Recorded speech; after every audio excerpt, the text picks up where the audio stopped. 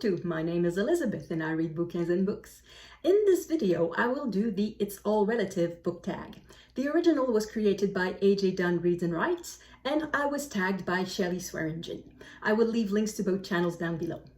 First prompt. Mamma Mia! Recommend a book with a mother character that is pivotal to the story. Well, Mamma Mia, indeed. I am going straight to Italy with a book that is titled The Mother. It is by Grazia Deledda. Grazia Deledda won the Nobel Prize in 1926. So in this book, we follow the main character, who is the mother, and her son. The mother sacrificed a lot, if not pretty much everything, so that her son could go to not so much university, but the seminary, so he could become a priest. And at the beginning of the book, that's where we are. This young man, this young priest, is given a parish in a small village in Sardinia, and the mother follows him to take care of his needs, of his daily needs. In that village, the young man meets a woman, a young widow, and you can imagine that complications ensue. So this is a book with a very strong woman, a very strong character. The mother plays a pivotal role in her son's life. Prompt number 2. Papa Don't Preach, a book with a father character you like or despise. It's a book I've already mentioned more than once probably, but I think it's the worst father ever in the history of literature. That would be in The Brothers Karamazov by Dostoevsky. The father is horrible, so it would be a father that I despise. He does not care for his children, he dilapidates their money, he badmouths them, he denigrates them, he doesn't take care of them. Even though when we meet the sons in this book, they are all grown-ups. The youngest, I think, is about 18 years old. But anyway, we can see that he has been a lousy father, and he keeps being a lousy father until the end. Prompt number 3. Brothers and Sisters, a book with an interesting sibling relationship. For that, I went for nonfiction. I chose The Romanov Sisters by Ellen Rappaport. This is some sort of collective biography, but the point of the author was to give an individuality to each of the sisters. These are the 4 daughters of the last Tsar of Russia. They were all executed in 1918 or in 1917, 1918 in Yekaterinburg. They met a gruesome end. And very often in the story of the Romanovs, they are lumped together as though they have no individuality. But in this book, the author tries to give them, each of them, a personality.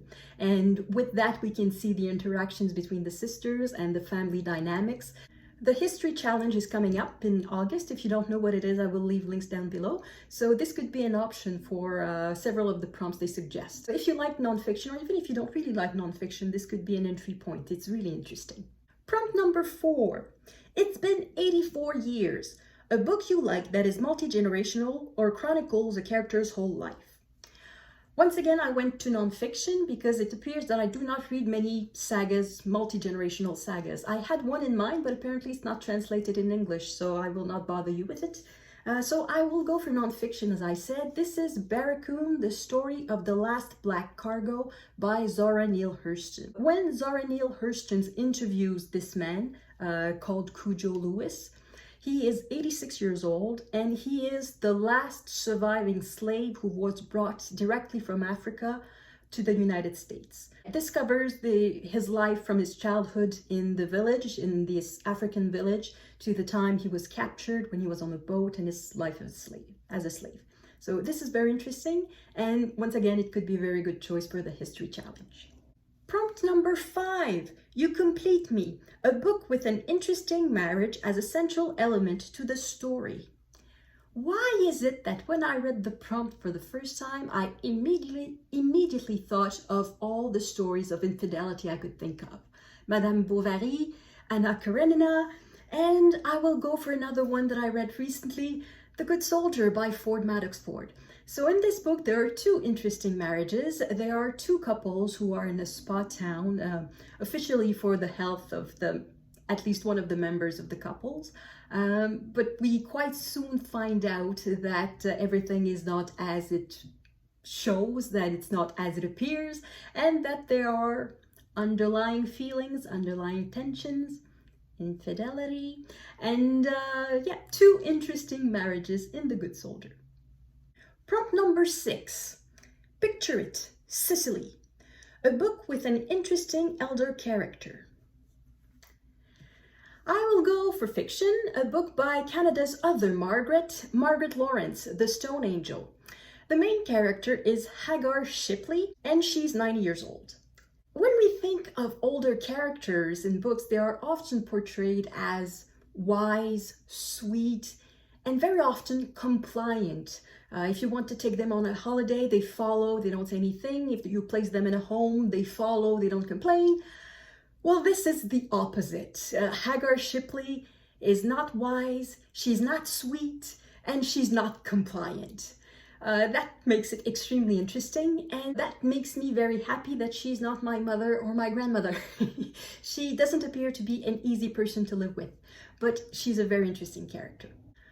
Prompt number 7, Friends with Benefits, a book with a found family or friends as family element. For that, I will go for a book that I borrowed from the library. I don't have a physical copy. It is Hunting and Gathering by Anna Gavalda. Or maybe on this side there will be, yeah. So I don't exactly understand why it was translated like that in English. If we translate word for word the original title from the French, it would be Together, That's All. So the title in French says it all. It's about 3 young people, mainly. One is a cleaning lady who works at night in offices to clean the offices while the workers are not there. The other one is a chef, he works in a restaurant. And the third one is sort of unemployed. He's the last child of a rich family. His family expects nothing from him, and his only job is to live in an apartment whose property is being disputed. So he has to live there so that the family can prove that they own the apartment. And none of them have a lot of money. They all come together and they sort of form a family. And eventually they are joined in this family by the grandmother of the young chef, who is also a very endearing character. This is purely a feel-good novel. You read that and at the end you're happy. It's really warm, fuzzy, and really a feel-good novel. Prompt number 8. I Think We're Alone Now. A book with a character who was lost, left behind, or abandoned. Can also be a story with an orphaned or adopted character. Well, this also I don't have a physical copy, but I've read it multiple times from the library and in electronic format. And in my opinion, this is the book of all books about abandoned characters. Tarzan of the Apes by Edgar Riceboro.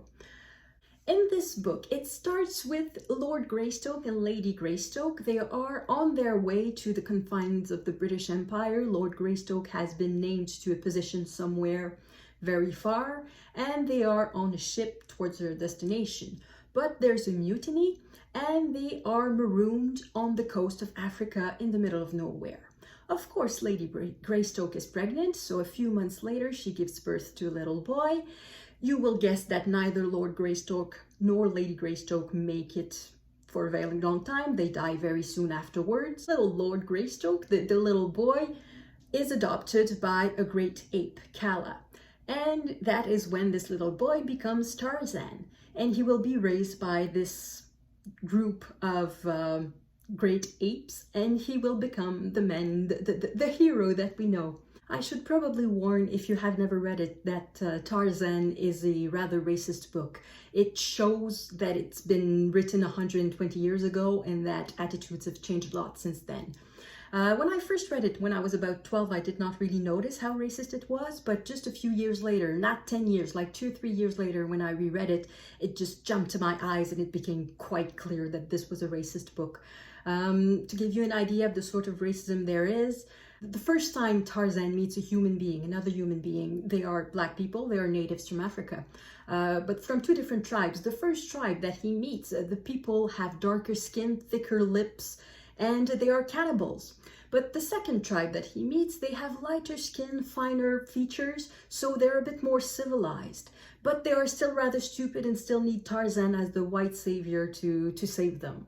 So in that aspect, it's not particularly subtle. It's rather racist that they make a straight line from the ape to the very black man to the a little less black man to the white man, and that this is evolution.